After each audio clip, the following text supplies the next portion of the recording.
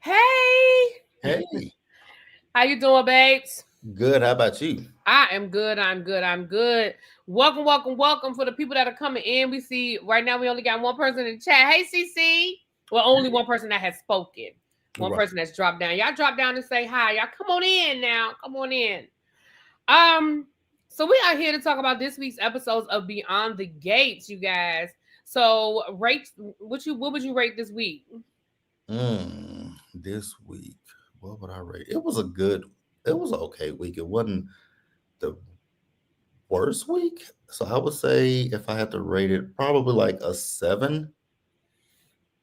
So I think I would probably put it at a 7 too. I would say this: the good news is we didn't have to deal with Derek and Ashley Maybe. and Joey and Vanessa. That's the good news. Yeah. The bad news is I don't really feel like what we saw was a lot more exciting than those storylines. I think the difference is we like these people versus we don't like those storylines. But it really I think the storylines that they think are going to get us excited aren't getting. When I say us, I mean me, but I don't think they're that exciting. I think we're getting slow. I think it's kind of slow because especially with next week being the holiday, so they don't want to. It's not. I mean, it's not much that we can really discuss. Yeah, because we're probably not going to get a full week next week. Mhm.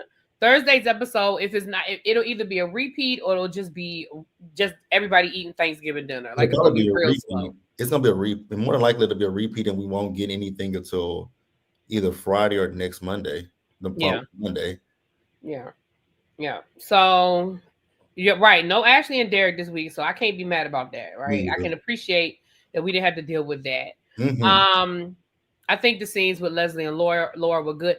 I feel like so let me ask you guys, and I'm gonna ask JB, and y'all can answer in the chat too. Do you think that we're circling back around to the Laura storyline now that we're seeing her more, and we in Friday's episode we got a couple of scenes with the two of them together. Do you think that they're actually going to? Because it's like they totally dropped that. Um, do I think that they're circling back? I don't know. Because here's the thing. I was on. I don't forget if it was on Twitter that I was on, if it was on Facebook that I was on. But somebody asked in one of it was Facebook. And somebody asked. I had a poll, not a poll question, but like a post where they were like, "Has any soap opera ever had it like where someone commits a crime and they completely get away with it?"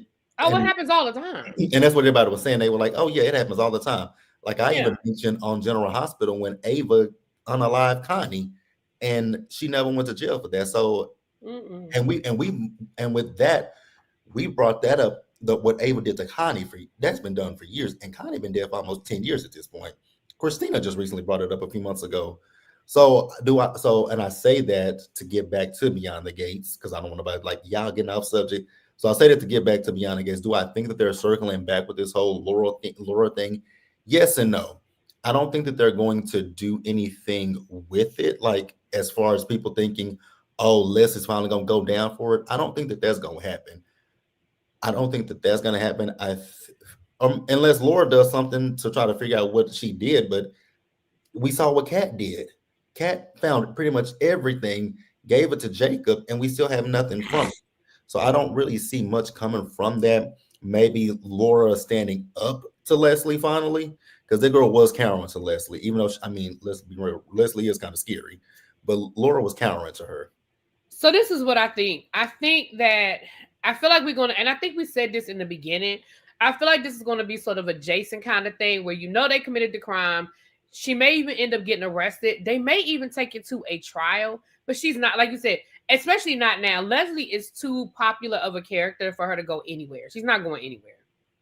She Yeah. may go to jail. Like I said, there may even be um, a case where it would be an interesting twist of fate if Bill ends up defending her. You know what I mean? Like I could see something like that going down, but she's not going to jail.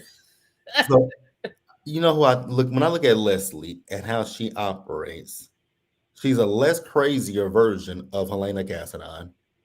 Oh, now you want to talk about a villain that never got in trouble? I mean, I think Helena went to jail, but she would always get out or something. Like it was crazy. She's a less crazy Helena. And I hated Helena for years. Hated that bitch. So yeah, I think that Leslie is, and I think Leslie is similar to Helena. As much as as much as people hated Helena, they loved her at the same time. Because she was a good villain. Listen, Because I love a good villain. I hated Helena with a passion. But whenever the bitch would show up on screen, I'm like, oh, here go this bitch. So I know we're gonna have I know it's gonna be some good scenes with her. Yeah, I mean, I'm here for a good villain. What I hate is a wasted villain. Yeah. I don't, and Leslie is a good villain. Like Leslie is Absolutely. a good villain. I mean, again, I'm wondering if, because in the beginning they had, Leslie was more sinister than she is now. Now she's just annoying. Now she's just like a gnat, a fly that won't go away. But in the beginning, she was very sinister, like running Laura off the road and then trying to kill the woman. Like she did some really nasty, like you said, criminal stuff. Right. And now it's like they're kind of making her a little lighter, which is why I feel like they're going to keep her around. That's exactly what I was about to say. I think that's part. I think now that Leslie has gotten her what she's accomplished and what she wanted, Leslie's fine. Now, I don't know if you want to talk about this, but what she did on Friday, what she did yesterday, this is a new part of her villain era. And I was like, oh, I'm curious to see if this is going to play out. Okay, I must have missed it. What you talking about? I mean, I watched the episode, but with Carlton at the end of the episode, her saying to Carlton about so she said to Carlton at the end of the episode, he got off the elevator. Right. She wants his help to keep Nicole and Ted from getting back together. Oh yeah. Okay. Yeah. My bad. Because I think, let me tell you something. Let me tell you what was funny this week. Y'all know when JB does his reviews, he's very organized. He goes day by day. Y'all know we go topic by topic. So let's just, I do have some notes, y'all, but we talking, so let me flow with it. You know what was funny this week?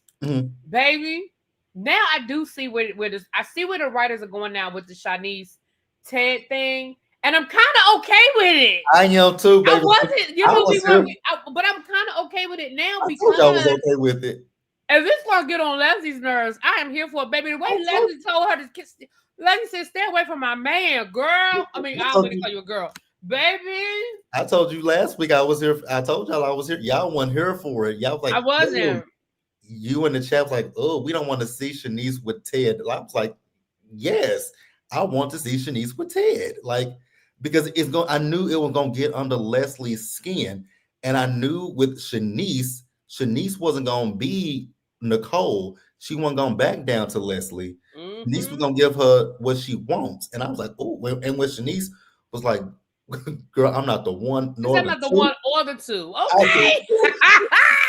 I was here for Shanice when she told her, "I'm not the one or the two." I said, "I know that's right, Shanice." Baby, let me tell you something. Okay, real quick. The reason why I put that comment up there. Thank you so much, CC. I appreciate it. I'm going to be doing a full recap. It'll be a quick video just over on my main channel, just going over the whole thing. I'm done. I have 2 baskets that I still need to order for people who had to give me the part of the address was wrong. But baby, when I order those 2 baskets, I am done. So we'll be doing a full breakdown and recap over on my channel. For those who don't know, my other channel, we did a Thanksgiving, I guess, a Thanksgiving basket giveaway. And I don't want to give the final number over here. I want to wait till I do the live. But let's just say we fed a lot of families for Thanksgiving. So I'm proud of us as a community because, again, they donated the money. I did the legwork, but they donated the money. I put some of my money in too as well, obviously, but they donated the bulk of it. And so it makes you feel good. It makes you feel good. Yeah. Especially with these fun times that we in. Exactly. But we'll do a full breakdown on the other side. But so let me get to my notes then. And we'll see how the thing flows, child. Let's see how it flows. Okay. So the first thing, the first note I have, I'm gonna say for last, because I think that was like one of the major storylines this week. How do we feel about Leslie? Thank you, CC, child. I finally got to the hairdresser and to the nail salon, honey. I was looking rough. The nails was growing off my finger, baby. It was rough over here this week. Hell needed to be done. Baby, it was rough over here this week, JB. Shit, it's rough for me because I got a haircut appointment later this afternoon. Oh, okay. Thank you, just sweet. Hey, boo. Leslie in this Winterfest thing. How do we feel about the assignment that Anita gave Leslie? Is she setting Leslie up? Like, what is the deal? Because I feel like that was a very important assignment. You putting her in charge of tickets, and she like, and she don't want to invite Anastasia. baby. Now I ain't mad at her about that one, but that's the thing. And then she using them. She was trying to bribe Mona with the And Mona ticket. said, "Girl, I'm already going. And even if I Right? was going, Mona said, "Ma'am, go to no, hell." that's not gonna work." How do I? So here's the thing: when it comes to her with Winterfest, again, like I said last week, I really just feel like Anita is doing this to honor Barbara, knowing that Leslie is Barbara's daughter. I think that that's where she wants to go. Um, would I necessarily do it? No. With all the hell that Leslie has caused since she swept into town, I wouldn't give Leslie an inch. And the woman got, I mean, like, no. Mm-mm. Like I Doing said, the Quartermains would never. right. Tracy would say, hell no. The Channings, Angela Channing would never. Tracy would throw that hell out the house. Alexis Carrington would never. Mm. Okay. The Duprees are punks. They are. But here's the thing, what I will say is, I think I said it last week. I, I don't think that they want to go stereotypical routes of how typical black people might would handle this. Like something like how we say how Tracy don't handle it. Then that moniker of angry black woman and all that kind of stuff would kind of come up. So I think but they kind of want to steer away from those, even though they don't steer away from it too much because we got it with Danny in the beginning of the season. Yeah, we did get crazy at the beginning. So I don't know. I think Anita is trying to play nice with Leslie for the time being. It's kind of like that age old saying, keep your friends close, but your enemies even closer. But she said she's keeping a tight eye on her, so I feel like it's not. I feel like it's not as black and white as it seems on the surface. But right. I just don't know where the trick could be because you're putting her in charge of tickets. Like I don't know what the trick could be. Something you said. Oh, Kevin said in the chat a few minutes ago. Plot twist. What if Leslie and Carlton already know each other and they slept together? Like they know each other already. Because why would she randomly just walk up to Carlton? I mean, we know that Carlton is flirting with Nicole, but it's just... I don't know if I take it as more so random or is... Again, we know how Leslie is. This woman always got a plot and a plan.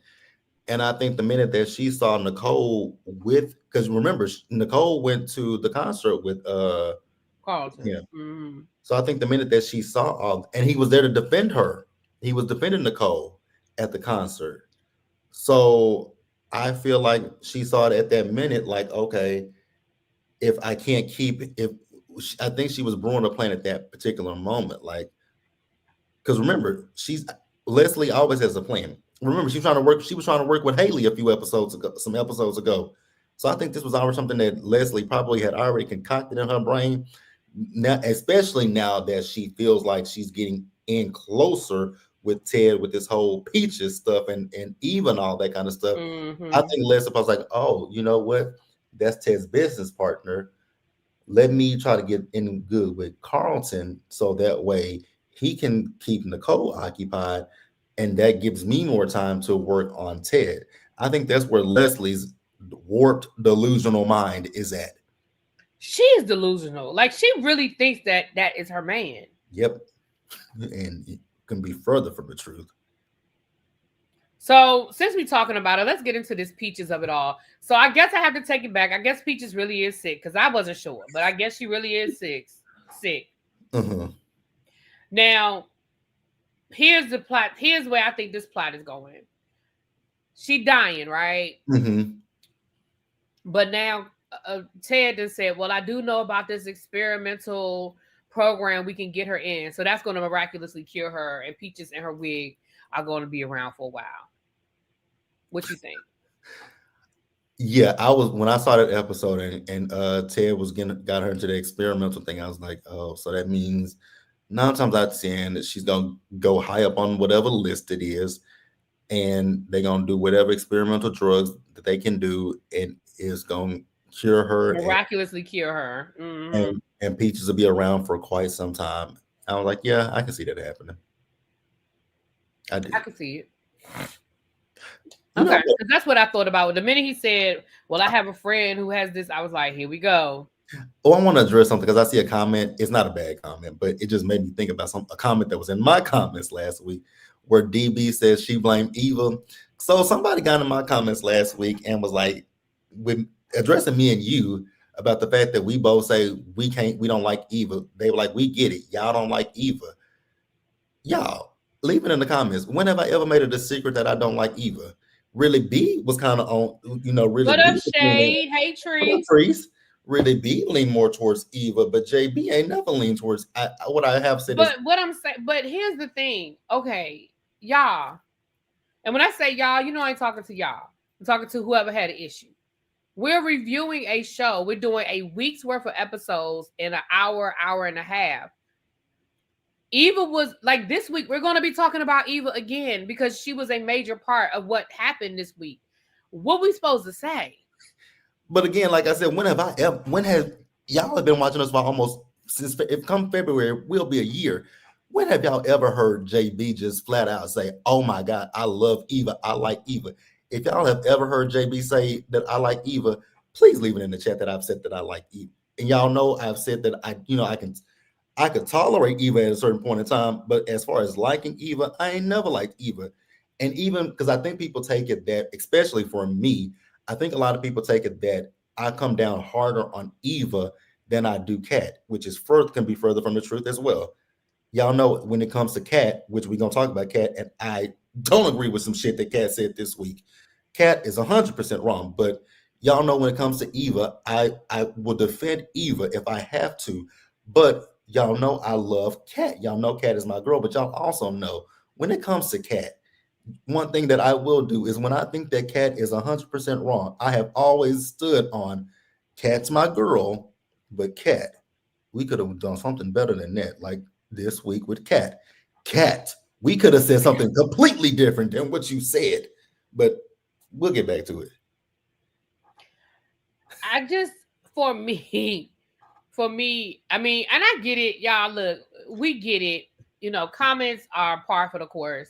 But some stuff I'm like, I don't know what y'all want us to do. Like if we're talking about a character and the character's doing stuff, I mean, and like JB said, my feelings on Eva go back and forth because I do have a soft spot for Eva.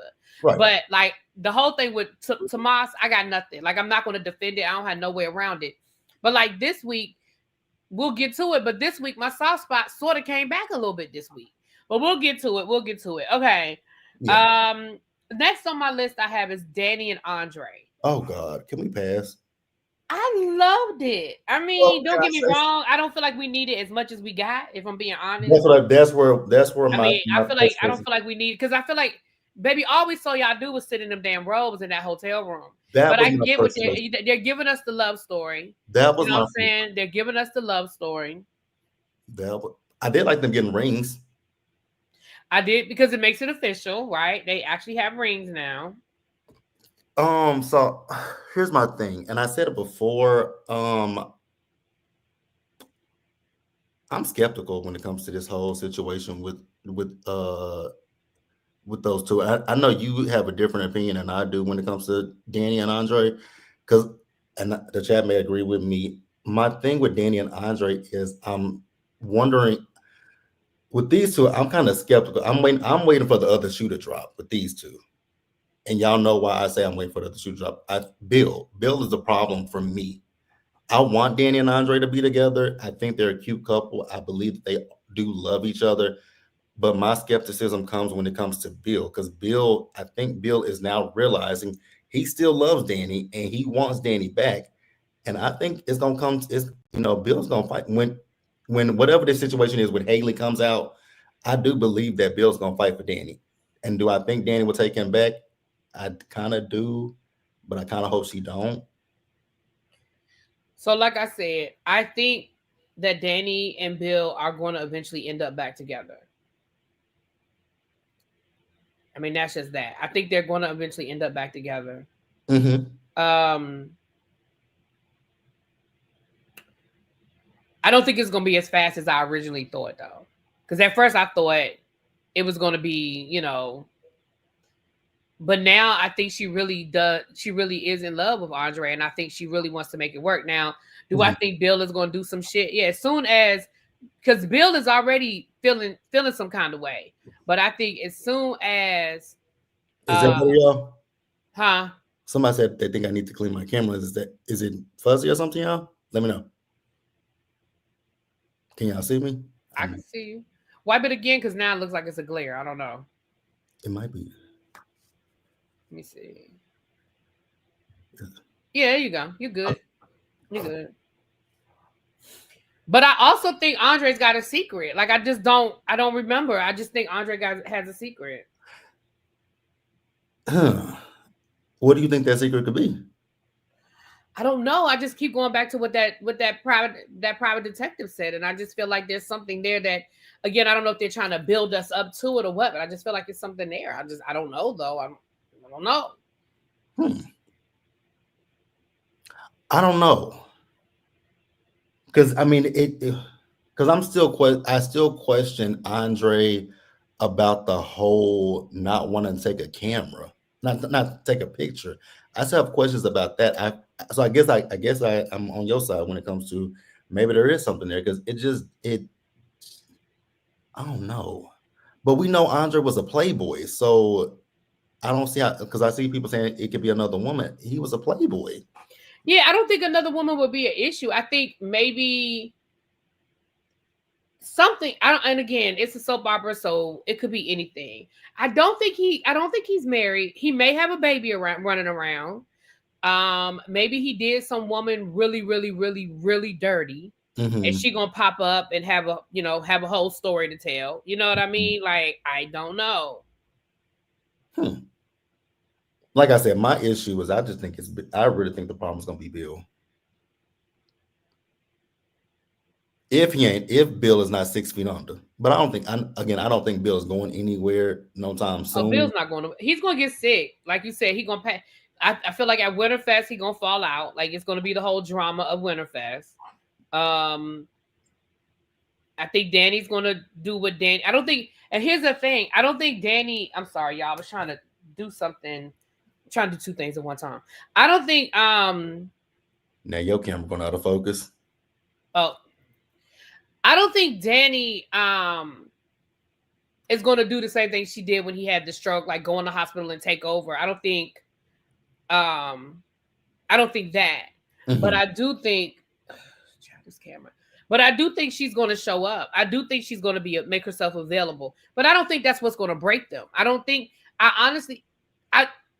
honestly feel like what's going to end up breaking them is once the Bill and Haley of it all is over, and Bill is going to realize I got played, and I let my 10 go for a 1, and I want my 10 back. Like, I think Bill is going to break them up, but I think it's going to be eventual. I don't think it's, because again, I don't think it's going to be immediate, but I do think it's going to be Bill. Yeah, absolutely. And I hate that, because but I mean, I think am I the only person who was on their side from the jump? Because I know you weren't feeling Danny and Andre. Am I the only person? I wasn't there in the beginning because I was just like, ugh, she's known him since he was a kid. Like, she wasn't his blood aunt, but she was an aunt to him. Like, I was like, ugh, you know what I mean? But I'm over it now. I'm past it. I see the vision. Kind of like with Shanice and Ted. I see the vision. I'm over it. I see the vision. Because I grew to like, but again, I liked them from the jump, and that's why, especially when they threw Ashley in the mix of this shit, I was like, why y'all throwing her in the mix? And I'm sorry, y'all, for mentioning her. I really am. But when they threw her in the mix, I was just kind of confused, because I was like, I don't want Andre with anybody but Danny. Like, I like him and Danny. I like how it really does feel like Andre is the yin to Danny's yang. He is able to calm Danny down and keep her from doing rash things. And I don't want anything to happen to that. Like, I am very protective of Danny and Andre at this point. And y'all know I've said it from the jump. And I know a lot of y'all are coming around to Bill, but I'm not gonna see it for Bill no time soon.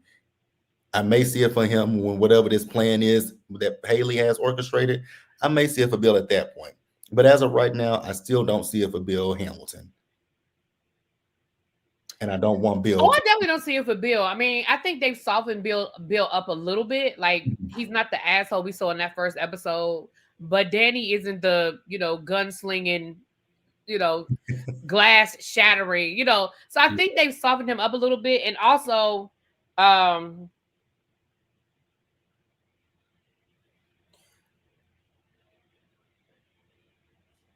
I'm sorry. These are the Instacart people, y'all. These are the Instacart people for these Thanksgiving turkeys. I'm sorry. These Thanksgiving baskets. Oh, gosh. They're running out of turkeys, y'all. I'm so sorry. Okay. Trying to make sure these families get their dinner. Okay. Well, let's go ahead. Since Brianna Nicole said it, let's go there. What this Bill Jacob showdown situation. So they brought up last week. When they went to dinner where they did the double date, Ted, Naomi, Jacob, and Haley, and the whole birth control thing came up. And so Jacob basically told Bill, he was like, because Jacob, they really are making Jacob this damn Boy Scout that can't fucking tell a lie, like he's Pinocchio or some shit. But here's where now I'm at the point where I'm side-eyeing the fuck out of Bill. Mm-hmm. Bill, how stupid, like how naive and stupid are you? I told you Bill was dumb. Like, honestly, sir, how dumb are you? I told you Bill was dumb. Like, you're a whole attorney, and you don't have it don't seem like you got a prenup with your wife. It don't seem like you got anything with Haley. So yeah, Bill is not the thing with Bill and Haley. Bill doesn't think with this head. He thinks with the lower one when it comes to with Haley, because he just believes everything that this woman says, and even still, like, when she got caught up in quite a few lies in this week's episodes, and Bill didn't say, he didn't bat an eyelash about it. I was like, dude, you're not gonna ask questions, but okay, you know what? Maybe it's just that good. Because like when she was in that office with Naomi, and that she knocked that glass out of her hand, and she talking about I'm trying to save you from his germs. Like, it's too much. Like I said, they did, and I understand what the writers are doing, right? Now that they've let us in on the secret that Haley really is a scammer, now they're trying to let us really see how devious she is. But to me, I feel like Haley did such a good job and was so smart and moved so stealth, and now all of a sudden, to me, she's just sloppy. Mm-hmm. Because anybody that's halfway paying attention can see, like, now you're just fucking being sloppy. Mm-hmm. Because I get it. Like I said, all you had to do was put that damn poison. Every time you go to his office, put a couple of drops in his liquor bottle. The man is gonna drink. One thing we know about Bill, everywhere Bill goes, he gets a drink. Everywhere. Bill goes over to the Dupree's, he gets a drink. Bill Mm-hmm. goes to Danny's house. He helps himself to her bar. He makes his own drink. Mm-hmm. When he's going to drink. Stop trying to force down this damn herbal tea. Put a couple of drops in his fucking cognac or whatever that liquor is he drinking, and keep it moving. What kind of threw me with Haley was I realized she's not that great of a liar. Because when Naomi heard her about that $10 million month, that policy, she was like, $10 million, what about it? And she was like, oh, it's this lawsuit that he got. And he came in and said, she was like, what do you, and Naomi asked him about the 10,000. She was like, Bill, that case. He was like, girl, I settled it for $2 million. Right. Like, nothing she said made sense. And Naomi is just like, la, la, la, la, la. Because, girl, she really knocked the shit out of your hand with that. She did. She knocked the fuck out there. Golly. And then Haley being so obvious about flirting with Isaiah. Like, come on, Haley. Like, you just getting sloppy at this point. Mm-hmm. So that's why I know that this storyline is coming to an end, child. Oh, is the liquor going to kill off the poison? I don't know. Does liquor kill off poison? Because if liquor kill off poison, that ain't never how I'm going to die.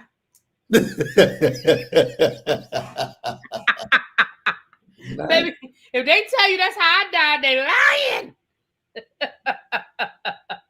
Shit. I don't know. But I mean, but I think I've been saying this about Jacob. I just don't like the dude get. I like Jacob, but the dude get attitude. It's like, sir, my God, like because Bill's like, I know you can't tell any lies. Shit. Here's the thing. I do have a tell but I don't lie that. I don't lie like that. But if I'm not telling you the truth, I do have some tells, and it my friends know it. But this just I'm just I have said previously that I wanted to meet the other brother, but if the other brother is anything like Jacob, keep him. Listen, we're gonna meet that other brother when we meet the other twin. Shit. You ain't letting that go. Where is she? You no, because it don't make sense. You're not gonna let that go until we meet that damn girl. Baby, listen, it's Thanksgiving and it's Christmas. I need to see this girl. That girl said she ain't coming home. And wait a minute, so we did confirm this week that Banneker is a HBCU. Yeah. So Banneker's supposed to be Howard. I guess. But then if it's supposed to be, listen, I don't even know. So they probably can't say Howard, can they? Well, I don't know if they can say Howard or not. They may not want to because they may not want to bring in a factual school, even if it's for a good reason. But maybe they could be talking about Bowie. They could be talking about Morgan because I feel like they're saying that it's an HBCU, but it's not in DC, but it's like within driving distance. Mm-hmm. And I mean, technically, remember, they don't live in DC. Martin lives in DC. They live in Maryland. Like Philmont Crest, that's in PG County. It's a suburb of Maryland. But Martin and them live in DC. They have a townhouse in DC. And then which is another conversation that I don't beyond the gays, I don't want to be too petty, but I'm gonna have to be petty as somebody that lives in this area. But let me go back to that in a second. And then Naomi and them, they don't live beyond the gays. I don't know exactly where they live, but they live in an apartment. Mm-hmm. But I'm a little unclear when it comes to Martin and his position because, again, not to be petty, but if he lives in DC, then that means that his constituency is DC, right? Mm-hmm. I hate to be petty, but DC, we only have a shadow congressman or woman because right now it's Eleanor Holmes Norton. She can't even vote. So all this that he talking about, he writing up bills and he doing this and he doing that. No, you're not. Not representing DC, you're not. And then they was like his district. It would be the whole District of Columbia. But now if they're trying to say that he represents a part of Maryland, then that means he should be living in Maryland. You can't live in DC and represent Maryland. Like, that's not how that works. So I'm not trying to be petty writers. But I need y'all to. It's all this shade in the comments about where Naomi and Jacob live. Child, Naomi and Jacob live in a 1-bedroom apartment. They live in the studio. They live in the hospital. Naomi and Jacob just have a bedroom. Y'all are being shady. Maybe that's the point the writers are trying to make now really be that she is crafty and attention detail, and now she's becoming too comfortable and reckless. It's starting to show. Maybe. I mean, maybe that's what they are doing because, again, like y'all reminded me, this is the first time that she's trying to unalive somebody. In the past, she just would take the money and go. So, I don't know. I wonder if Martin lists the Dupree Mansion as his official residence. Would he wouldn't get away with that. He would not get away with that. No. Yeah, absolutely not. Because remember, Martin took over Vernon's seat. So that means he would have to live in Maryland. So them saying that he lives in a townhouse in DC, that's just not valid. Again, I'm not trying to be petty. I'm just saying. Maybe Maryland because Vernon is a retired senator because DC doesn't have a senator. We do have a senator. It's a shadow senator. DC has a senator and DC has a congresswoman. They don't have no power, but we have one. Yeah, we do. They don't have no power. I mean, they don't. They don't have any power. They can't vote. They can vote in committee. Well, I know Eleanor Holmes Norton can vote in committee, but she can't vote like on the floor. She can sign on with bills with legislation, but I don't know. I think she can. No, she can introduce legislation. She can introduce legislation in committee, but she can't vote on the main floor. She can vote in committee because the reason why I say is because she's put in legislation before to make DC a state, or she's gotten a co-sponsor. I have to brush up. I used to teach DC history, child. I got to brush up on that. But either she can be a co-sponsor or she can introduce it in committee. Let me double check myself. Let me ask my friend. Let me ask Mr. AI. So I don't even want that if she can't do shit. Well, that's what we said. DC's a colony. Yeah, let's be clear. Yeah, anybody is taxation without representation. Because DC, we are a colony over here in DC. Okay, we pay taxes, and ain't even a state, and we're not, and don't have no representation. Hold on, let me ask. How you ask Suri a question? She always come on when I don't want her ass to come on. Hey, Suri. Oh, she came on. Can Eleanor Holmes Norton write legislation?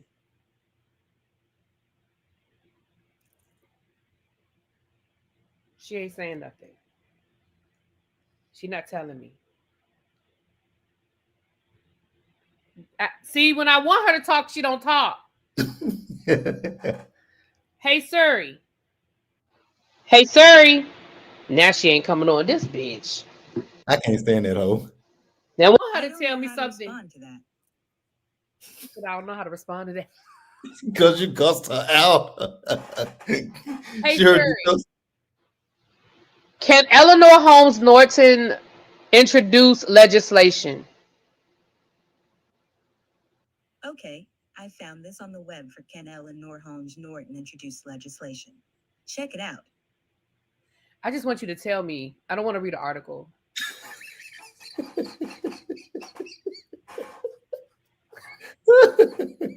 The fuck?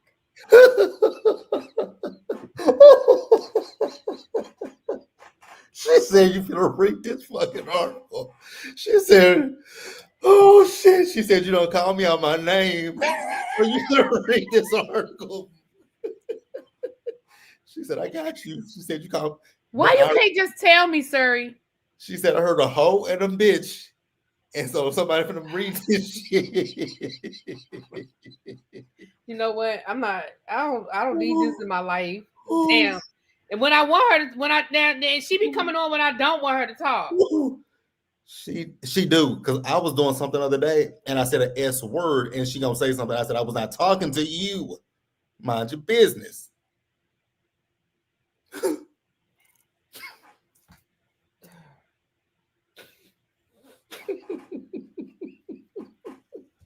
Hey, what's up? Feel free to ask me about anything that's on your mind. I'm ready to go. Can Eleanor Holmes Norton introduce legislation?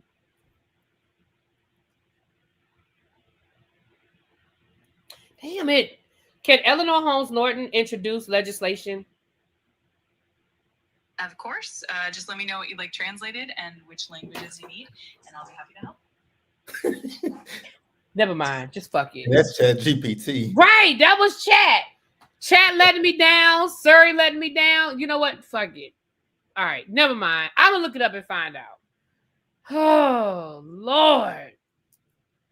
And according to this article, let me see what this article say.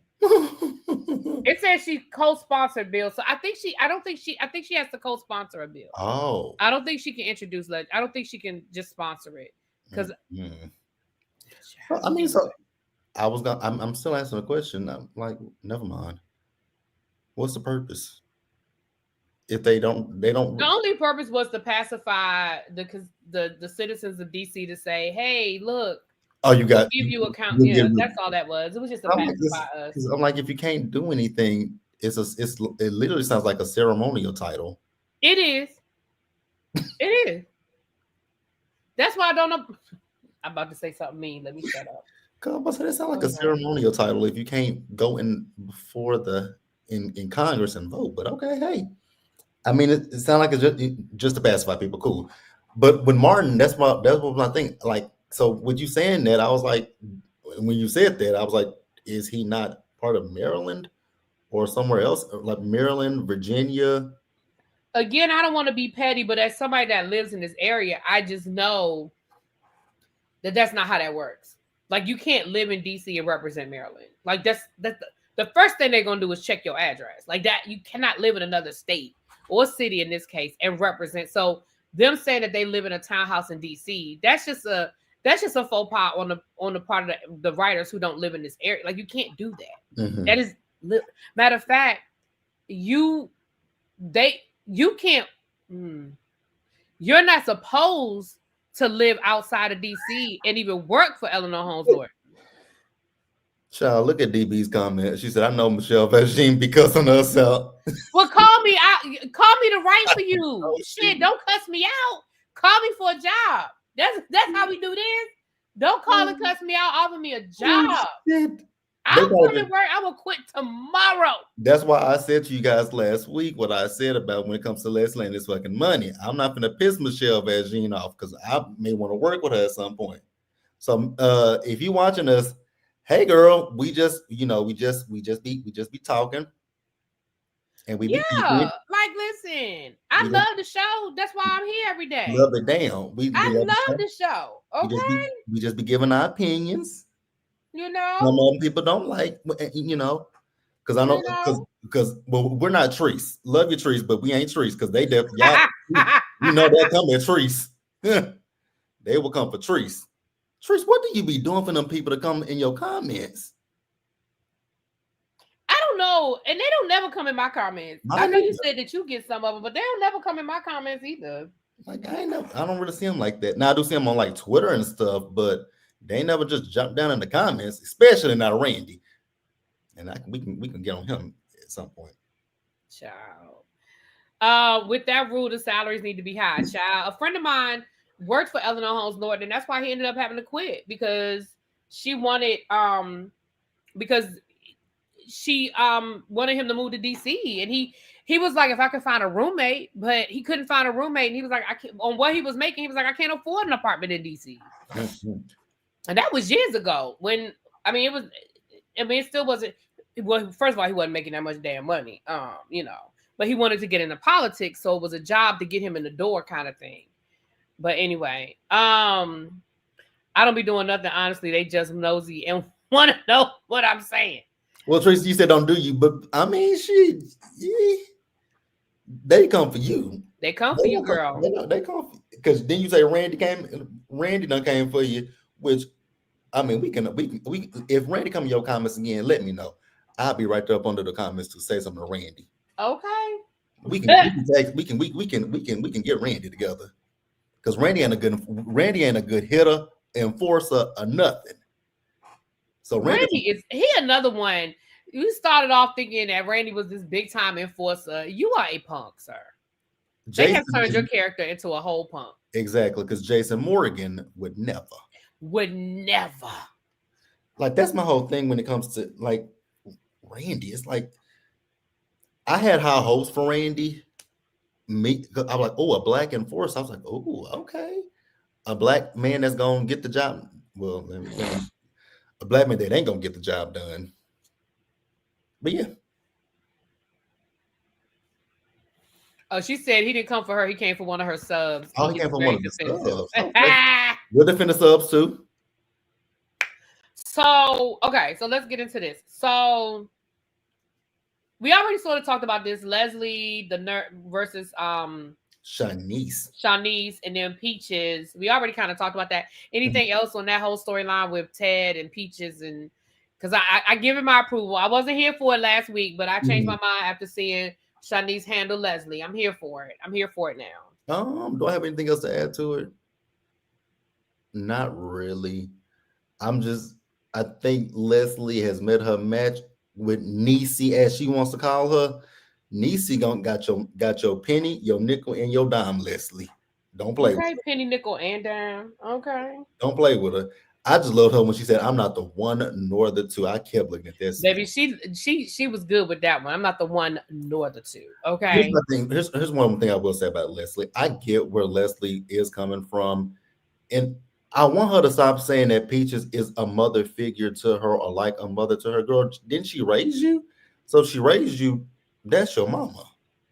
Like I want Leslie to stop saying that. And I get Leslie being fearful and all that kind of stuff that Peaches might die. But the problem that I had with Leslie was how rude she was to Shanice and to the doctor. And she was like, Dr. McBride was the best. Well, girl, Dr. McBride is dead. Okay. Then she gonna dig that nigga up and make him perform surgery on Peaches. Right. And I don't mean no harm, but you keep acting like Ted is the great savior. Ted is a plastic surgeon, and there's no disrespect, but it's like it's just like anything else. He's a doctor, but that does not mean that he knows how to do everything. Mhm. She needs a heart specialist, so that's why he keeps trying to tell her, "Look, I can help you find somebody, but you barking up the wrong tree if you're looking for me to help. That's not my area." And even the doctor, she was like, Dr. McBride was written up in journals, and he said, and so was I. You can look him up. I said, yes. Right, like, and so was I. Hello. And he What the fuck said, you talking he was to? like, he's like, you know what? If you want to get a third opinion, they're going to tell you the same thing that I just told you. Okay. I didn't like him saying that part. Because I don't know too many. I mean, doctors, I know they probably think that, but I know most doctors to be like, you know, if you want to get a third opinion, then that's your right and your decision. But I do, and I think he could have said it a different way. That maybe, he could have said maybe, I've done this for years. I know this, I know I've dealt with patients like your mother, and this is the best plan of action. But if you do want to get another opinion, you're well within your right to do so. But I do stand firmly on, my recommendations. So this is what I think. I'm gonna say this. I think when it comes to Leslie and the way she's acting, Leslie is one of those people that felt like money would cure all of her issues. Like if you have money, money makes everything happen. So like she said, now that I have the money to pay the best doctors, da da da da da da da. And in her mind is like, but I have money, I can save Peaches. Now, do I think that she understands in her the back of her mind, she understands that Peaches is dying. But I think that she feels like, but I have money. Like money is supposed to fix everything. You know what I mean? And when people don't have money, they think, well, if I had money, I wouldn't, this would happen. If I had money, I could fix this. If I had money. And so now that she has the money and she's realizing, listen, money don't fix everything. And now she's dealing with that reality. And that's why I said, it seems like they're going to prolong Peach's character a little bit longer. I don't know what they're going to do with her. But now they're going to put her in this experimental trial. And I think that she's going to miraculously be saved. But what they're going to do with her, I don't know. Because I told y'all, I don't trust Peaches. It's something, and maybe because it's just a soap opera and I'm suspicious of pretty much everything. Right. But something with the Peaches thing, it just, because again, remember, didn't Leslie steal Peaches' man or some shit? Like, didn't he put her out? Like, we just going to forget. We just going to step right over that. Yep. We're just going to walk right past that shit. So y'all, I get what y'all are saying, that y'all disagree, that y'all want a doctor that's going to be honest with y'all. But for me, I can only speak for me. So when it comes to my family, I am extremely sensitive. Like my family, if you give me, my family don't tell me shit because they know if it's negative and bad when it comes to health, I'm a baby. I will cry.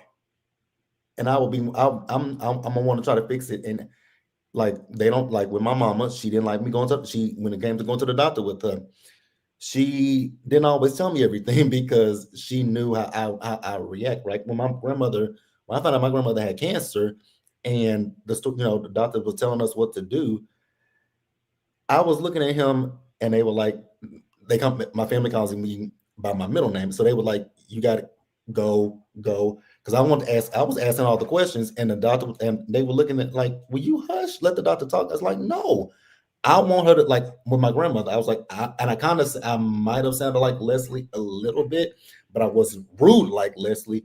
But it's like, what can we do? Like, what can we do today to make sure that my grandmother is still here? Because at that time when we found out, I had 3 of my cousins that were pregnant, and this was a new generation that we were going into for her. So our goal was, how do we keep up? My family was saying it, but I'm more vocal, and I'm like, when do we start this? When do we start the treatment? All that kind of stuff. So I get where Leslie's coming from. I just don't like how rude she is. And like I said, I probably would be offended by how that doctor spoke. Like if the doctor was speaking to me, I would be offended. Like, really? Is that how you're talking to me? And I'm my family member is your patient. Like, I would feel a way about that. So I get y'all wanting. I get some of y'all want a upfront, honest doctor. And maybe if I weren't so sensitive when it comes to my family, my friends, I would be the same way. But I'm not. I am. I want you to tell me, like, I might not like what you got to say. Now, I mean, there's a way you can say it. Though. I don't want you to be rude. Mm-hmm. But, let me ask y'all this question. And walk with me, y'all. Walk with me. It's a soap opera. So let me start by saying it's a soap opera. So walk with me on this one, y'all. Has Anita seen Peaches? I don't think so. Somebody in the chat said, I don't believe that that Barbara is Leslie's mother. I do believe that Barbara is Leslie's mother. You just don't trust Peaches. I just don't trust Peaches. What if Peaches is Barbara? Girl. What if Peaches, seriously, what if Peaches, y'all work with a sister? Because listen, if Barbara left town, moved to a whole nother city, nobody knew her there, she didn't have no friends there, her only friend is Peaches. That's the only person. Peaches told that story and said she promised for me to come and get the baby and never tell nobody the story and all of this stuff. What if Peaches is Barbara? Because we don't know Peaches' real name. We just know Peaches. We don't know shit about Peaches. I'm just saying. What if Peaches show up at Winterfest? And spook the shit out of Anita. Baby, Anita be like stuck. Like, and spook the shit out of her ass. Bitch. They showed pictures of Barbara. They did show pictures of Barbara. You're right. They did. Like people don't have these women 40 years older. It could still be Peaches in that wig. But you're right. They did show pictures of Barbara. They did.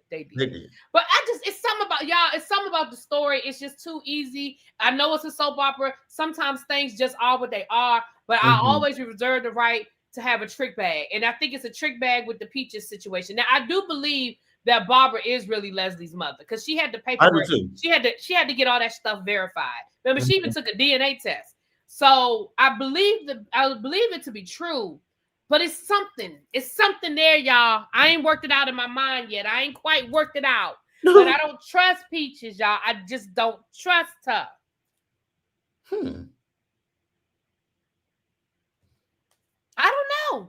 I don't know. But you're right. We did see that little video that they did at the reunion. We have seen pictures. So I don't know. That don't mean it ain't Barbara. It's a soap opera. Yeah. We'll see. But we'll see. Anyway, it's just something I don't trust. Okay. What's next on my list? Well, I have Martin versus Kat, but then that goes into Kat and Eva, and I kind of want to say that for last. So we're going to do the Martin, Kat, Eva. We're going to do that. Ted. We're going to do all that. That's the last thing we're going to kind of talk about. But what about this Eva and Isaiah? What are we doing with Isaiah? We got Haley flirting with Isaiah. We got Eva flirting with Isaiah, but Isaiah is actually flirting back with Eva. He kind of feeling her, but then he got this ex-girlfriend he just broke up with. That's a question mark because she might pop up on the scene. We don't know. We don't know nothing about this ex-girlfriend situation. And then he got the family shit going on where he the prodigal son. Like, what we doing with Isaiah? And how do we feel about Isaiah and Eva? To take out the fact that you don't like Eva, we know. But how you feeling about the Isaiah Eva of it all? What you thinking? When it comes to Eva and taking out my dislike for Eva, I think it's too soon. Because she just like Lady Kenya Jones said in the chat, I don't think she's a rebound. Well, technically she is because that girl just broke up with him, so she is a rebound. Yeah, it will be. Because she literally, he was 2 days ago, he was texting her like, should I take this job? And she was like, if you worried about taking a job because of me, don't. Damn. So yeah, I think it's both rebound for both of them because Eva is rebounding off of Tomas and he's rebounding off of Yolanda. So I don't dislike it like 100%, but I like it in the sense that Eva got somebody who a new friend, so I'm cool with that. So I don't have to hear her talking about Tomas. I wish Kat would stop talking about Tomas, but I don't dislike it. What pisses me off about the Tomas cat of it all is, and I get it, women do it all the time. Eva was 100% wrong. Full stop. Period. Exclamation point. But Cat Girl, I'm gonna need you to stop acting like Eva did it by herself. I want her to as well. Like, I get it. Like I said, full stop. Eva, you were wrong. That was nasty. If you really were trying to build a relationship, like, that's nasty. Like, it was. Full stop. But why is Tomas getting off the hook? I don't understand that part. But I mean, I know women do it all the time. They blame the woman and forgive the man. Like, I know that's reality. I know it happens all the time. So here's what I will. Because even one time, Kat was talking. I think when she was talking to Martin, and Tomas is a good man. Is he? Not a good. He ain't a good man, Savannah. Right? Like, is he? Not a good man, Savannah. But what I will say is, when it comes to Isaiah and Eva, I don't necessarily think Eva's gonna get Isaiah, because that sneaky, slinky bitch Haley got her eyes on him. I think it's gonna be a problem with that one, and we see how Haley operates, so she will slip in and probably take him from up under Miss Eva at some point. But I do kind of like it. It's a look. They're cute. When I see them together, I'm like, oh, they are. I like the flirting. I like how they flirt with each other and stuff. Like, I do. The only thing that I kind of it ain't no I cringe about. I definitely cringe when they kissed at Uptown. Yeah, the kiss was just kind of like, oh, and it came out of nowhere. I was like, oh. I went normally I like seeing seeing it, but for some odd reason I just wasn't feeling that. I was like, oh no. But even though I knew they had chemistry with each other, I just wasn't. I'm like, no, this don't feel right. I think for me, it felt too soon, because y'all literally just met. At this point, I feel like it's probably been a week for them. It's been a few weeks. Yeah, like about maybe a week to 2 weeks. Yeah, it was soap opera days. Yeah, it was kind of soon. I was like, this is a little soon. And then when I saw Haley want to have her hooks into him, I was like, ooh, Eva. Baby. Now, when it comes to Eva and him, I'm like, Eva, please back off, because I don't want you getting mixed up. You already got your crazy ass mama. I don't want you mixed up with Haley. I don't want. What about Kat being desperate enough to try to talk to Haley? Girl, I was pissed off when I was like, Kat, girl, what are we doing here? When I saw Kat talk to that girl, I said, what the fuck, Kat? Kat pissed me off. Like, that shit. That was one of the two things this week that pissed me off with Kat. Was Kat talking to Haley. I was like, why are you talking to Haley of all people? We don't associate with that. We don't associate with Haley. We don't. And what can Haley do for you? Like, nothing. Haley can do nothing for you. Haley can't do nothing for herself. Well, so it was that scene, and then it was again. I know you want to save it for last, but it was that scene. We almost there, so it was that scene with Kat and Eva that pissed me off. I was like, really, Kat? Like, I be on your side. Y'all know I like Kat. I be on your side, but when you wrong, baby, you wrong, and you be wrong as two fucking left shoes. Like, two goddamn left shoes on the no. But like I said, with Eva and Isaiah, I do like them together. But just for me, you guys, it just felt too soon. I want them to slow walk it, kind of like what they did they slow walked Eva and Tomas for months. But y'all speed up Eva and Isaiah. Yeah, I like it, and I know a lot of people just don't like Eva, and that's cool. But I like the Eva Isaiah of it. But I definitely think Isaiah is going to bring some chaos. Isaiah is going to definitely stir some shit up. But I don't even think he's trying to. That's what's funny is I don't even think he's trying to. But he's definitely going to, with his family, with the women, and then, like I said, who knows if this mystery ex-girlfriend pops up? Like, Please don't. Yolanda, at least not right now. Like, not right now. Let some of this stuff play out. Maybe if she want to come back around in a few months and be like, I made a mistake. I really love you. I want you back. Like Like once he is like, let's say him and Eva really do become a thing. Mhm. Give it a couple of months and let her pop up. Let her pop up around February, March. You know what I mean? Let's get some months in on this thing first. Now, somebody left it in my comments a few weeks ago. They was like, the reason why Yolanda broke up with Isaiah is because the nigga's broke. Well, he is broke. They said, and it sound like he been broke because his father was like, how much money you need this time? Like, damn. Damn. Like, is that what he really been doing? Like they said, that nigga's broke. That shit took me out. I think we've covered pretty much everything except for these last two, which aren't going to be a lot, and then this last part, which is going to be the Eva the cat and all of that. Mhm. But the kids and their relationships, I mean, they spent a lot of time this week dealing with the kids. So we saw Samantha is still pouting, but I like that they're sticking to their guns. Like, I don't know how long she's gonna be punished for, but I like the fact that they're sticking to her guns. So she's still pouting. It's just real. It's real teenage shit. But now we see where Terrell is now dealing with the conflict of colleges. And again, this is some real shit, y'all. It is. As you went to college, I went to college. And even if you didn't, it wasn't your experience, you had a friend that had this experience they had a boyfriend or a girlfriend. And now it's time to look at colleges, and y'all want to stay together because you're so in love and you think it's going to be for the rest of your life. And so it's real. I mean, again, Martin is going to be Martin. Martin is going to overreact. Oh my gosh. So he wants to go to UCLA for a woman he just met. Martin, calm down. Like, I went through it, and it is so funny. Looking at 17, 18, well, I graduated at 17. So looking at 17-year-old me too.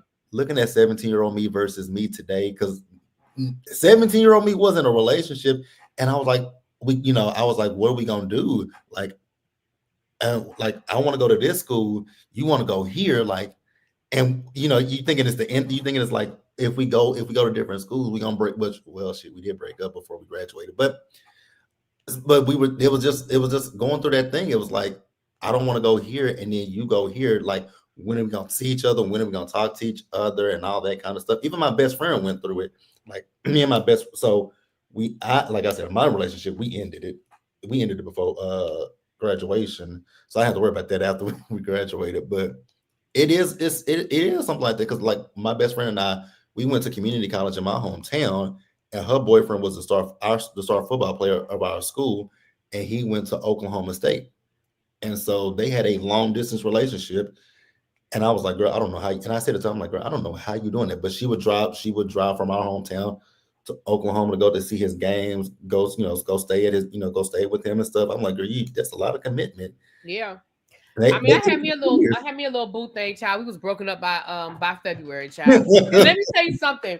And this is the thing that be pissing me off, because Brian McKnight asshole ass is a big part of my college years, because his One Last Cry CD was the CD I played, was in rotation when me and old boy broke up. Baby, that was my CD. That CD got me through, you asshole. Can't stand that, man. And then his second CD was everything about his second CD I love. After that, he kind of fell off for me because he tried to get more in the fast stuff, the R&B stuff. But his first two CDs, bitch. And it's funny because I truly understand how R. Kelly fans feel. Like, separate the man from the music, because I'm gonna keep listening to Brian McKnight. I already own the music. He's not making no more money off of me, but I'm gonna keep listening to Brian McKnight. But you are still an asshole. I've stopped listening. Anytime that man's music come on, I turn it. Now R. Kelly, no. Well, that's a lie. I'm gonna tell you. I'm not gonna sit here and tell you no lie. Now I'm not gonna play no R. Kelly, but I ain't gonna lie to y'all. I'm not gonna lie to y'all. Yeah, I love y'all too much to lie to y'all. Anytime Brian McKnight come on, I immediately turn. If it's on the radio, I remember how we used to sleep on the phone. Oh, he ain't getting a fucking scream off of me. Cause is this the way love goes, baby? That was my shit. Do you hear me? Yeah, him nor R. Kelly will get a goddamn stream off of me. Oh, now I gotta listen to it again. But yeah, I mean, it's and it's so funny looking at Martin. I'm so glad Smitty said it to him, like, babe, we were once his age as well.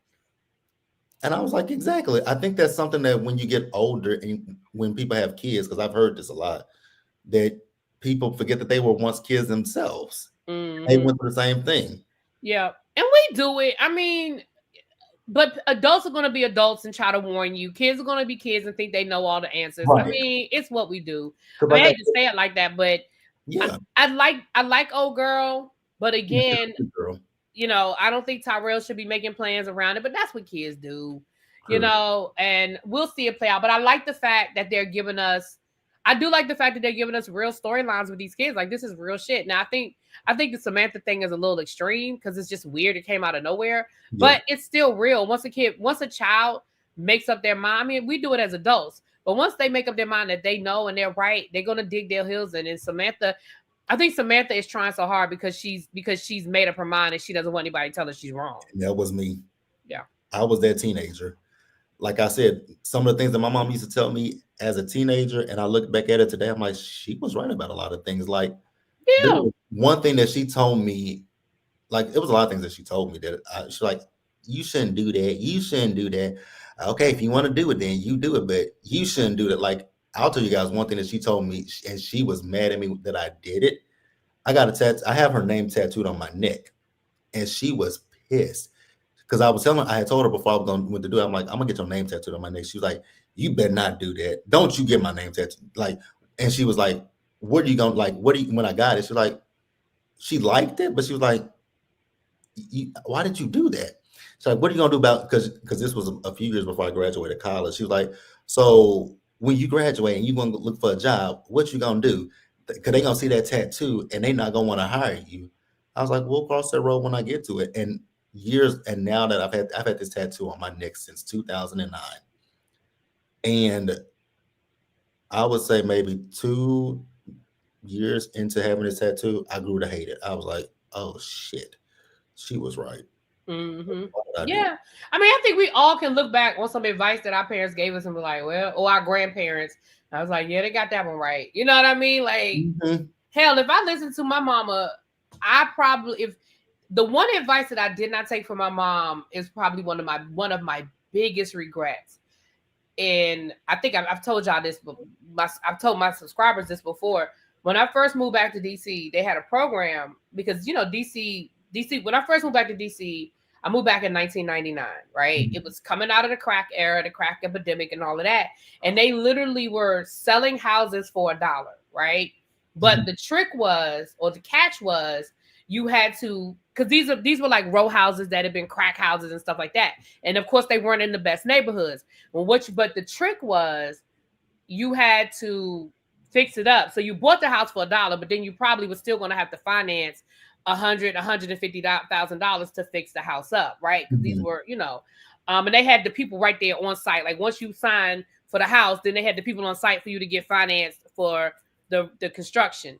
And then you had to agree to live in that house for 5 years. Now, in 1999, straight out of college, just moving back home, just got my first real job, my first teaching job. I was like, I'm not ready for no house. And I was right. I wasn't ready for the responsibility of a house. And I was like, and I don't want to live in them neighborhoods. Like the neighborhoods were definitely the hood.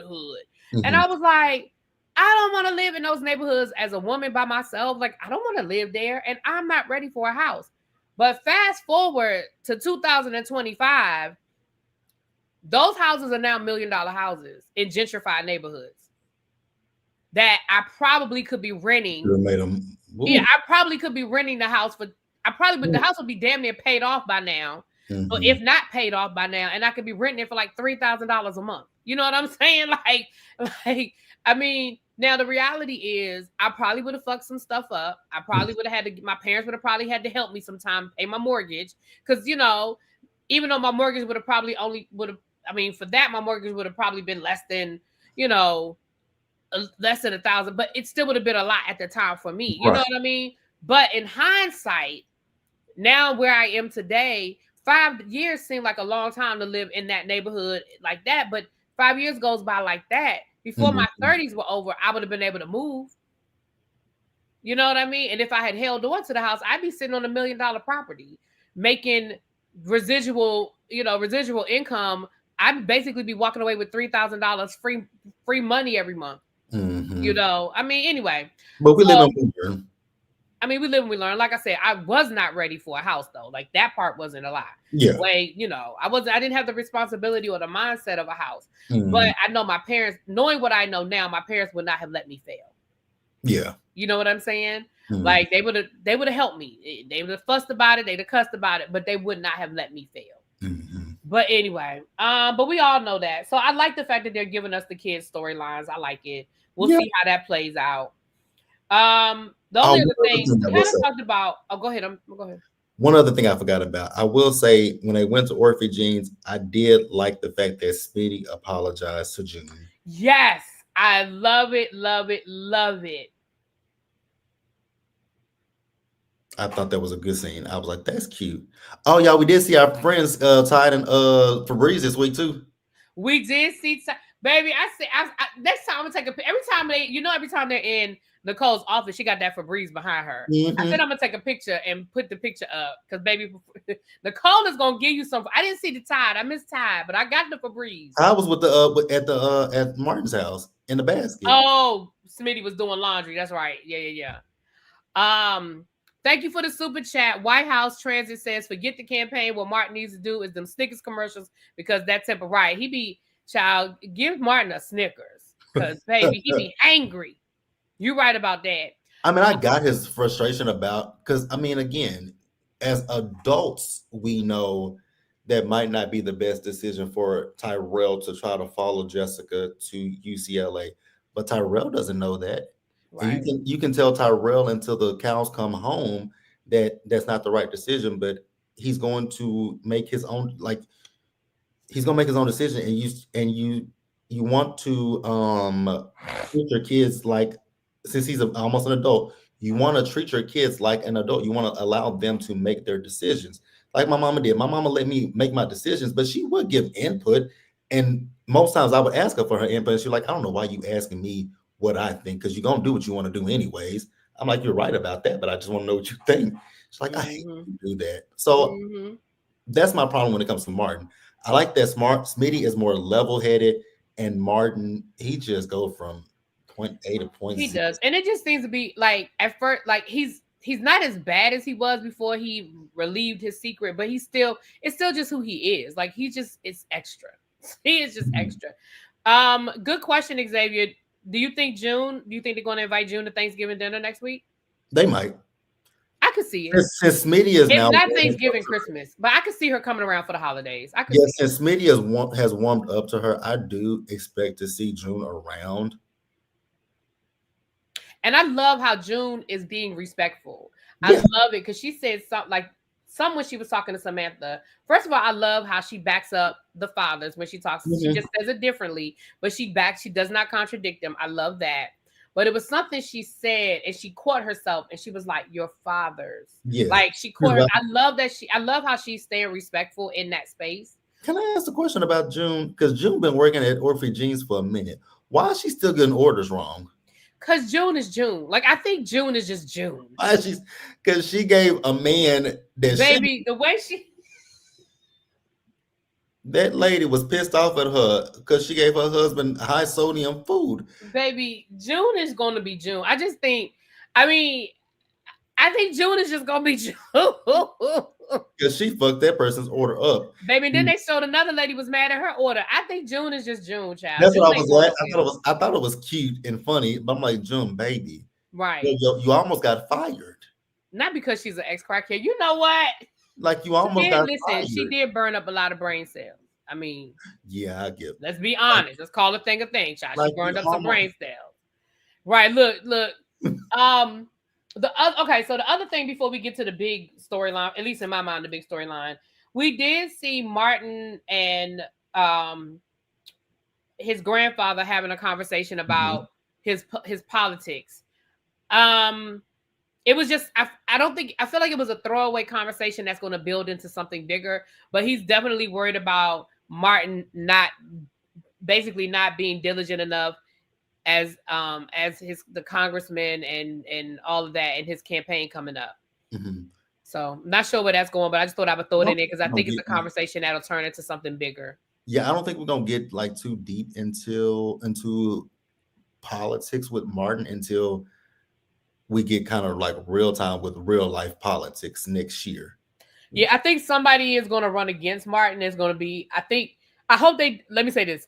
And listen, Michelle. But I think that they may build up a big storyline Yeah. around his reelection. I think they're going to come up with an opponent that's Mm-hmm. going to probably Give him a run for his money. Run for his money. Who that opponent is going to be and what are going to be the issues, I'm not sure. But yeah, because midterms are next year, so that's why I said it was sort of a throwaway conversation, but I think it's going to build into a bigger storyline. I do. But you know what? I think it's good that they're doing that because they mentioned midterms and midterms are next year. So I think this is a good thing that if they play this right, they can also use this as a voice to our community to get out there and vote next year in the midterms. Right. And again, as a show, as a Black show, I think and I hope that it is something that they do to encourage us. Like subliminally, kind of thing. So I'm here for it. Oh. Because we definitely need people to go out and vote next year in the midterms. Baby, you better know it. Okay. You see that? So let's get into the main thing.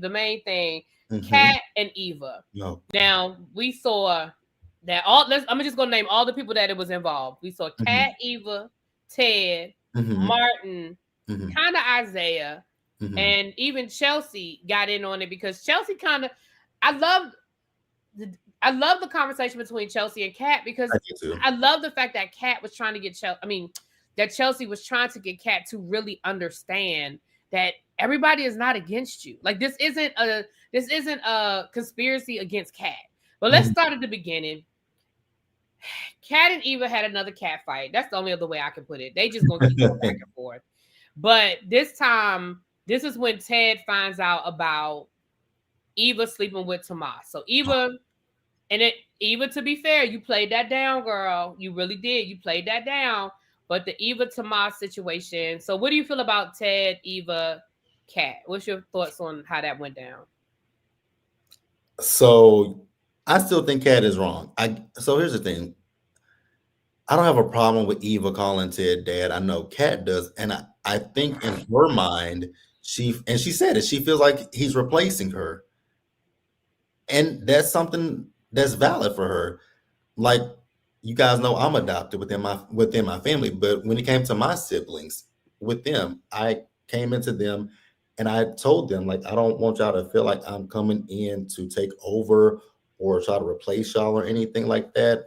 So I get where Kat's coming from, and kind of my situation is at all similar to Kat and Eva's, but I was about 14 years. I was 14 years old when I found out about my biological family. And so I had that conversation with them. Like, it was like, I'm not coming in here. I'm not encroaching on anybody, so don't feel like I'm trying to take over, where you guys, the relationship that you guys have with everybody else. I'm not doing that. So I can kind of see how Kat probably, her being a daddy's girl, she's been the only girl. So she feels, away. But is she right in how she feels?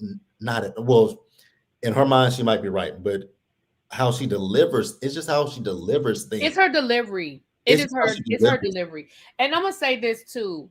I think the best conversation out of this whole week was Martin, I think Martin summed it up. Martin said, look, my dad put you on the moon. Mm-hmm.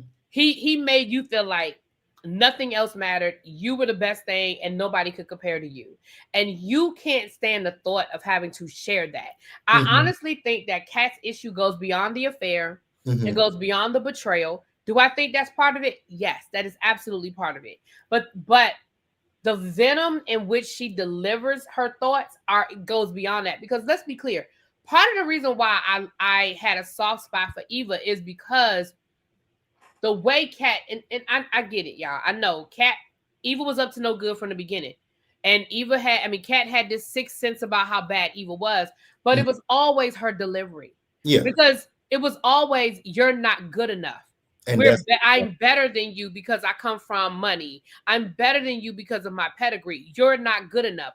And that is the part about Kat that I don't like, which gives me a soft spot for Eva. It really does. It's like she tries to knock Eva down a peg, and it's like you don't have to knock her down to make yourself feel good. Right. And again, you don't have to have a relationship with Kat. I mean, I know Ted would love for y'all to be one big happy family, but that's just not going to happen. Mm-hmm. Martin has chosen to try and build a relationship with you. I'm okay with Kat not wanting to do that. The problem I have is that Kat wants to rally the troops and make everybody hate Eva. That's the problem. That's my issue. Listen, you don't have to like Eva. And if Eva is really a bad person, everybody will figure it out. They will get it.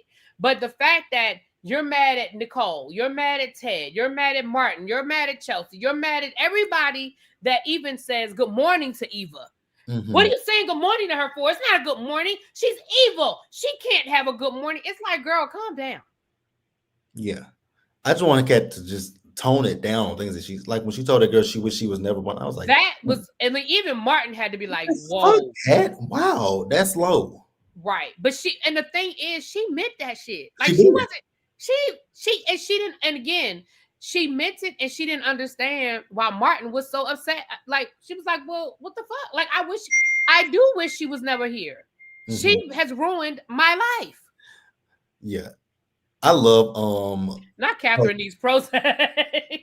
I love, what's Colby is her name. I love Colby because I actually follow Colby. And Colby is hilarious on Instagram. That's all I was about to say. I love her on Instagram. I love on Instagram because she was like, what do we call it? Cat Brad. Like, she is so cute. I was like, and she's like, because she said something. I think it was last week. She was like, I know Team Cat is out there windmilling for Cat. Right. I thought it was, she's funny. I like her. I like her. Sweetheart.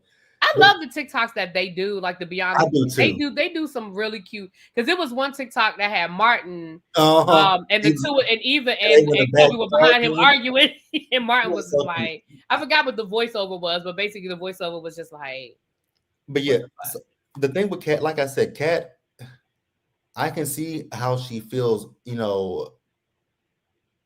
of replaced because, like I said last week, we have not saw Ted with either she or Martin since Eva has come into the picture. So I can see how she feels away. I can respect that.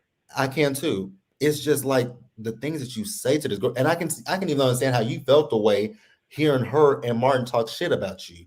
But what you should have done was you shouldn't have confronted Eva. You should have confronted both of them and be like, oh, so is that how you really feel? Like, because let's be clear. Martin, I still think you being too much. You being extra with the whole, she talked to my daughter about sex. I still think you being too much with that, Martin. So I'm on your side with how you tried to talk to her about Eva, but I'm still not on your side about why you mad at her about Samantha. Girl, right. Martin, calm down. Go, let that go. Exactly. Martin, so like it's funny because on one hand I'm like, yes, Martin, and on the other hand I'm like, Martin. But I love Martin, to me, I think Martin broke it down perfectly when he was like, listen, you were daddy's perfect angel and nobody could do anything, tell you wrong. And now you have to share him and you don't want to do it. You don't want to share him. You don't want to think about anybody else being a part of his life except for you. Like, that's what, and I'll be honest, I kind of think that's just where it all boils down at this point. I think you don't have to have a relationship with Eva. And I get the whole Eva slept with Tomas thing. I got it wrong. But we can't keep putting all the blame on Eva at this point. But you're making it seem like Eva drugged him and climbed on top of him and made him do it. And he was a willing participant, let's be clear. And I'm going to be honest, if Kat hadn't shown up, I'm not too convinced that it wouldn't have happened more than once. Exactly. I mean, let's just call a thing a thing. Because we're not going to forget that Tomas tried to sleep with her before. And she stopped it. Right. Like Tomas tried to getting them for, and she broke it and she stopped it. Go ahead. Here's another thing I will say. And I get Kat's point of view when it comes to the whole Leslie of it all, right? That Eva went along with what her mother was doing. She did. She absolutely did. But at some point, we got to let that go. Everybody has moved on at this point, everybody has moved on. Your parents are divorced. Because even when she was like, she took my job. Girl, you quit. Exactly. You quit to go do Chelsea Cat. You quit that job. Like, it's not like your dad didn't even want you to quit. Like, he begged you to stay. Again, you're rewriting history for your own benefit. Mm-hmm. But yeah, I like Kat, but I just want Kat. I want her. It's the same thing I've been saying for months. It's her fucking delivery. It's like you got a like she has a sharp tongue. Because even when she went to Chelsea, she was like, "Am I a bitch?" I was like, "Kat, you know you a bitch. You know that you're a bitch." Like, and some of the times, like when you get into it with Eva, it's not always called for. Now, when you got into it with Eva last week when she came into your house, that was justified because she came into your place. But I don't know. Kat wants everybody to hate Eva just as much as she does. And nobody, and in the beginning, people probably did look at Eva sideways, but now people, Martin is getting to know her. The kids are getting to know her. She's going to Winterfest with Ted. It's okay to be like, you know what? And here's what Kat can say. If you want to call her a reprobate, a gutter trash, whatever you want to call her that. But be like, if y'all want to get to know her, fine. Fuck it. But as far as Catherine Richardson goes, I don't want to get to know her. I have no intentions of getting to know her. Leave it at that. But stop trying to make other people hate her for you. Right. Because, you was even talking crazy to grandma. Anita had to check your ass because you was like, even grandma had to be like, whoa, hold up. We don't use that language up in here. Yeah. Girl. The Duprees are too accepting of Eva. This wouldn't happen in real life. Well, who's accepting Eva? The only person that has accepted Eva is Martin. Everybody else is just, Ted. Yeah, Martin and Ted. Nicole, she's just not nasty to her, but Nicole, yeah. And Anita and Vernon, I haven't even really seen them interact with her too much. Mm-mm. It's just her family. Yeah, it's just Martin. It's just Martin and Ted. I don't think anybody else has quote unquote accepted Eva. Eva didn't hurt anybody else. It's like if I know somebody, if I live in Fairmont Crest and I see a situation went down with these two people, it didn't affect me personally. I don't have to accept or not accept. You know what I mean? In my opinion. I think everybody else. Nicole has not accepted Eva. Nicole is just not. She's just not being nasty to Eva. But remember, you don't remember Nicole had that whole conversation with Eva and was like, "Look, girl, I understand that you had to grow up with a mama like Leslie, and I understand that she lied to you your whole life, and I wish you well in all your endeavors, but stay away from me." Like, y'all don't remember that conversation that Nicole had with Eva? Because I think Eva thought that Nicole, like when Laura needed her help, I think Eva thought maybe there was a way she could get her job back, and Nicole shut that shit down real quick and was like, "Yeah, no, when I see you, I'm not gonna cuss you out, but at the end of the day, girl, I don't have nothing for you." I just think, but we also we see that that's Nicole's personality. Yeah, like that's just who Nicole is. If Leslie would leave Nicole alone, she would do the same thing with Leslie. Like, girl, I'm not even mad at you. Because let's be clear, from the beginning, it was like Ted is the person she was mad at. Mm-hmm. She didn't like the way Leslie did it. And she didn't like that Leslie kept coming for her. Just after last week, she didn't go after Kat. Why should she go after Kat? She said, "I'm not getting in that. That's between her and her father." And it is. Maybe, again, I don't know. Because that goes back to what they were saying about people coddling Kat. Kat, you are grown. You threw a tantrum in the middle of the hospital because your dad wants his other child to call him dad. I wouldn't have gone after her ass either. Because to me, that was ridiculous. It is. Again, if she were 16 or 17, maybe. Kat is a whole grown ass woman. She owns a business. She got multiple degrees. She is a grown ass woman. You're throwing a tantrum. Well, if you're gonna let her call you dad, you're not my father anymore. And then she ran off. I wouldn't have went after her either. Yeah, I agree. I understand, Corey. That's cool, boo. But again, would I have talked to Kat? Yeah, but I'm not entertaining a tantrum. And that's just my personality. When you calm down, we can talk. But while you doing all of that, all this, you stomping your feet and shit, I can't do nothing with that. Mm-mm. I agree. I was just about to say Kat. Well, she's at least in her late 20s. Kat is in her. We know she went to college, and I think she even has a master's degree. Your cat is in her 20s because Yeah, she's in her mid to late 20s. she's And a little bit again, older than Eva because Eva's 20 something as well. right. And again, this is a lie. I agree. This is a lie. And I agree that Ted, y'all know how I feel about Ted. Ted has not done enough, in my opinion, with any of these people. However, I think Kat's reaction is a lie. It is. I think Kat should turn her. Thank you for the super chat, boo. I think Kat should turn her attention back to Leslie. Would be something if she got wind of Peaches and started a scheme of her own. Yeah, I mean, I need, like, if Kat were going to start some shit, I'm with it.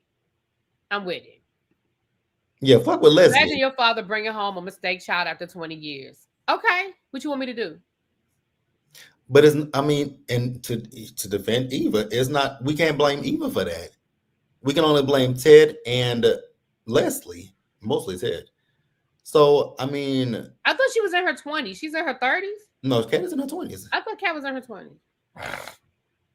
Again, if my dad if somebody popped up at my door talking about she's my sister from a situation my dad had 30 years ago or 20 years ago, however many years ago, would I be happy about it? Absolutely not. Would I be angry? I sure would. Would I go through all of the emotions? Absolutely. Like, absolutely. I'm not saying Kat's not entitled to her feelings. I'm saying that Kat's tantrums as a damn near 30-year-old woman are a lot. Yeah, she's entitled to. Again, she's entitled to how she feels. Because what Leslie and Eva did, it was fucked up. Yeah.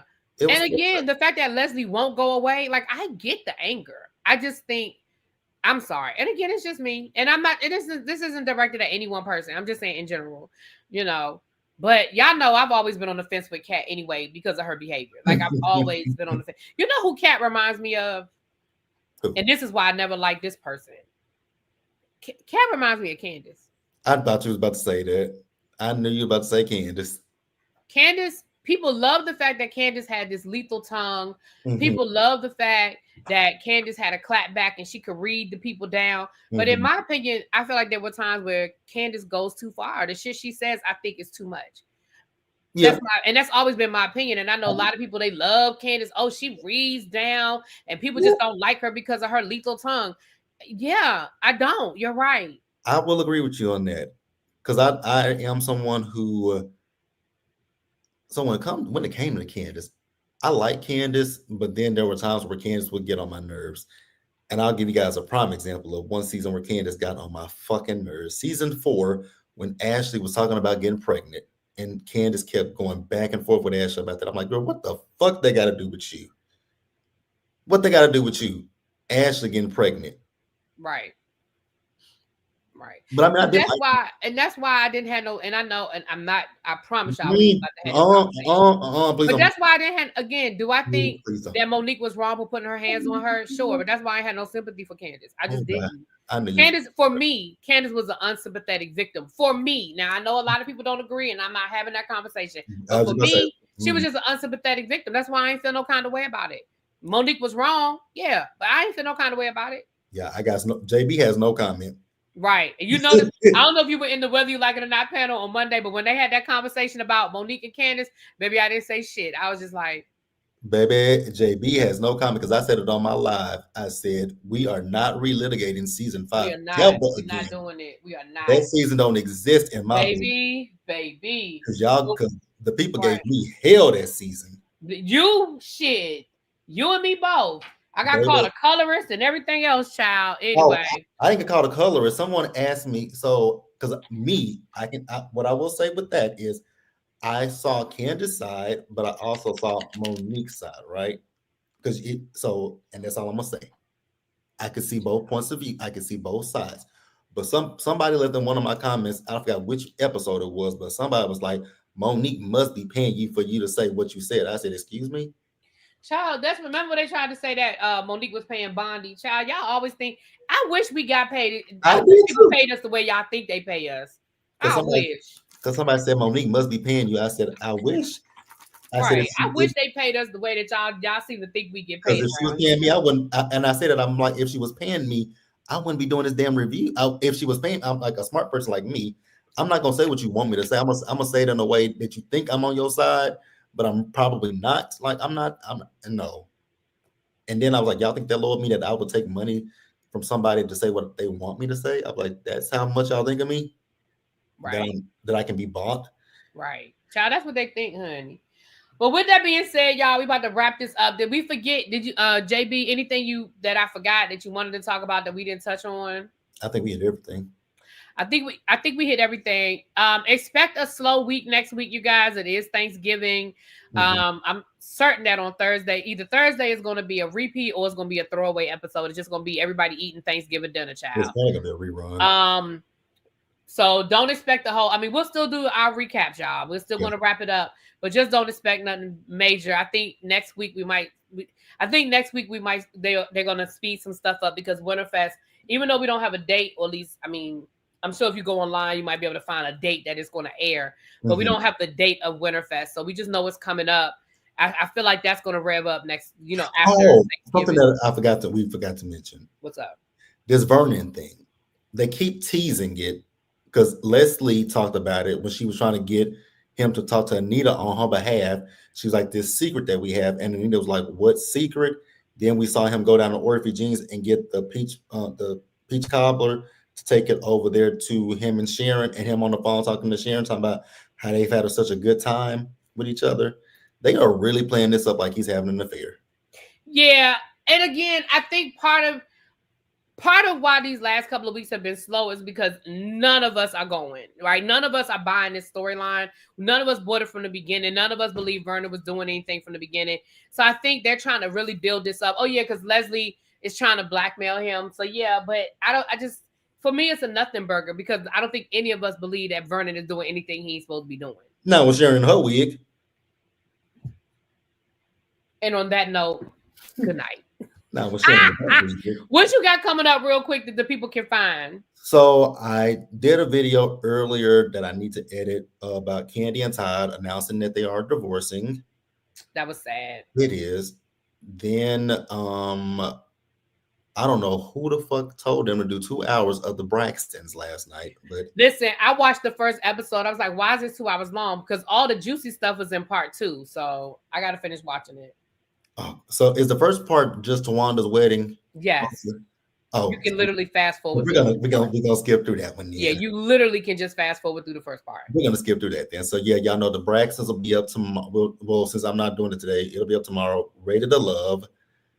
I don't know how I'm feeling about this season of Rated to Love. I like it, but some of these people I don't like. I will say that. So Rated to Love, and then Force will be up tomorrow. I gotta watch that as well. Like Rock said on her Instagram stories that she forgot about it. Child, I forgot about it too. And I took a screenshot of it for a thumbnail, and I still forgot about it. And that's it. And then I think I'm gonna do I have some notes here so that way we can talk about some of the stuff that's in the blog, like Sutton and Kathy's house getting robbed. Them kids out there in Chicago that need to be locked up with their parents. You saw it was another video today from Baltimore. I just saw that one. Yeah. God. So yeah, and then that's it. And I still y'all wonder why I'm looking for a job. Shit. And I still need to get caught up on Married at First Sight because I want to do a live on Married at First Sight and discuss this season. And then that's what all I got. And y'all know Potomac is tomorrow. Yeah. So I'm getting ready to go out for lunch/dinner. So when I get home tonight, I'll do something. I can't tell y'all what I'm gonna do. I think it's gonna be the Braxtons because I feel like I'm gonna want to talk about the Braxtons, but I have to watch the second part of the episode.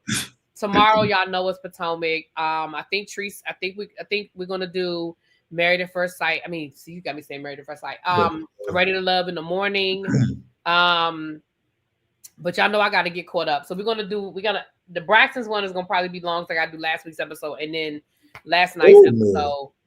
But last week didn't have a whole lot either. It ain't gonna be a whole lot. I mean, but I'm gonna do that. Love and Marriage Huntsville. I heard Bell Collective reunion. I could skip that too. So that probably, that they only did one part. Good. And I heard it wasn't even that deep. So that shouldn't take me a long time. So I'll get caught up. So the good news is I'm guessing by them doing a double Braxton's episode. I mean, is that it? Oh shit! I haven't done Salt Lake City. Fuck. All right. All right, y'all. I'm just say be on the look. Just have your notifications on, child. I don't know. I forgot I didn't do Salt Lake City. Yeah, the Braxtons. I'm hoping I'm hoping this is it for the Braxtons.